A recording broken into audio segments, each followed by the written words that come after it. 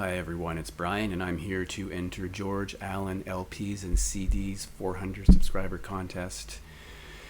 It seems to be working. The last time I looked at his channel, he had exactly 400 subscribers. George is a very laid back, knowledgeable guy with a broad range in musical tastes. I always learn something by visiting his channel. So if you're not one of the 400 subscribers, you should go and look at it, check out some videos, and maybe you'll subscribe. For this contest, it's to show 3 to 5 singer-songwriters, folk, country folk, pop rock, that kind of thing. But to keep it between 7 and 9 minutes, George mentioned that in his last contest, it took him a long time to get through the videos because there were so many and they were long videos. So I'm going to take a little bit of a different take on this because I don't want to show the same things that everyone else. I shouldn't say everyone else, but I'm sure we will see a lot of the big names like Tom Waits, Tom Petty, things like that, Springsteen. And I thought it would be a little more international and to show things that were maybe a little more obscure. And so I'm going to start with a guy from Sweden whose name is Jens Lekman. And this record is called Night Falls Over Kortedala. I guess that's how you pronounce it, Kortedala. This record came out in 2007, guitar-based pop rock. His musical influences have been listed as being Jonathan Richman, Scott Walker, David Byrne, Stephen Merritt, Belle and Sebastian. I think this is a very lush record. I really like this record. It reminds me a little bit of Leonard Cohen, maybe because the lyrics are quite interesting. The bizarre thing for me about this record was that just in March of this year, he announced that this record would be retired, and that means that he was pulling it from streaming services and that they'd no longer make CDs or LPs of this record. And I later realized it's because he's reworking it. He's releasing a new version of this with some bonus tracks, so it'll likely sound different. Of course, the fallout from that has been that if you look at this record on Discogs, the 3 presses that are there, you'll see that the prices range from $350 to $550, which is a bit outrageous because I don't think this is a rare record, but it's fantastic. I really like it. And next, I'm going to go over to Scotland to talk about a guy whose name is Nicholas Curry, or Nick Curry. He was a former writer for Wired magazine. He's also a blogger, an author. But his professional name is under the moniker of Momus, M-O-M-U-S, which is the Greek god of mockery. And that gives you sort of an indication of where he's coming from. He's really interested in philosophy, French philosophy. Very interesting lyrics. I'm curious if you know who he is. In my life of record collecting, I've seen copies of his records twice. This one which I bought in a thrift shop, believe it or not. And one other record I saw that was kind of scratched. I had a deep scratch, so I didn't buy it. So I've only seen records from him twice. And which is a little surprising because he's released 35 solo records, but maybe not popular here. He's lived in various places for a long time. He was in Japan where he ran, I think he's still running this sort of art blog. He has podcasts. Very interesting guy. Very interested in French philosophy.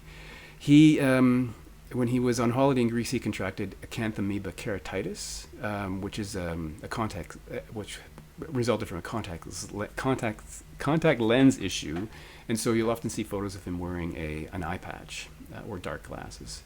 Now just look at the album cover here with his fingers. You might recall that there's this Primal Scream record, which is copying this pose he has on the title. On the jacket of this record. So fascinating. I can't even describe what this sounds like. It's synth pop probably, but with really interesting lyrics, very interesting lyrical content. The third thing I'm going to show is from Canada, and it's from a singer called Mary Margaret O'Hara, who is the sister to Catherine O'Hara. So if you've seen Schitt's Creek or a number of films, you may know her. Mary Margaret O'Hara is also an actress, a composer. Her Wikipedia entry says that she was born in the late 50s, which I think is awesome. I would, if I had a Wikipedia entry, I'd like it to say, born in the 20th century. Don't give the dates. She's been called one of the greatest cult heroines in rock music, despite the fact that this is her only full-length record. There is one other EP for Christmas, and she's done some work on soundtracks, on one soundtrack. And she's done some backing vocals on things. So if you know the Morrissey song, November Spawned a Monster, there's a sort of wailing singing part in that song. That's her. She sings backing vocals on some other famous people like a Bruce Cockburn record. She was signed to a record label in 1984, but this took her 4 years to put this out because apparently she has really unconventional recording practices. The original producer was going to be Andy Partridge from XTC, but she fired him when she discovered he was an atheist. So I guess she'd never heard Dear God before. So interesting person. I really like this music. It's kind of unusual. I guess you call it folk, but I think some people would say that her music is avant-garde tone poems, and so very interesting. Hard to find this record, and when I do see copies, it's usually very expensive. So that's something worth checking out.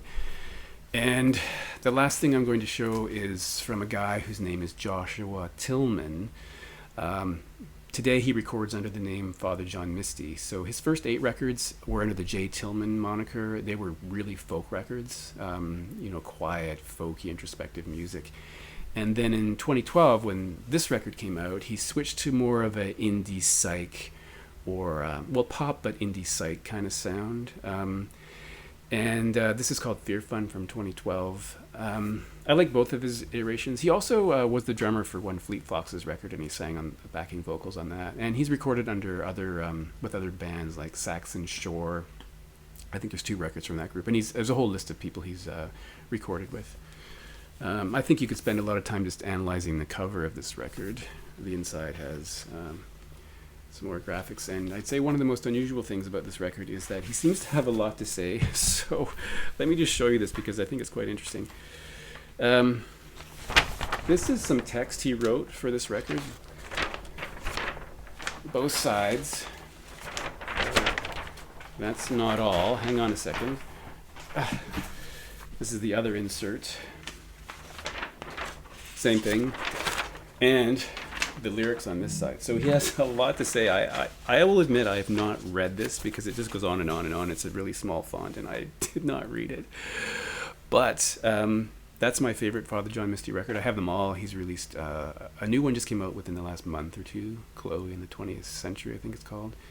Really interesting artist. I prefer the Father John Misty era to the J. Tillman one, but I like the J. Tillman stuff as well. He's a multi-instrumentalist. He also is a producer, and I find him really quite interesting. So he's from Maryland, the United States. So that's Sweden, Scotland, Canada, United States. I'm at 7.5 minutes, and so thanks for watching, and I'll see you probably next week sometime.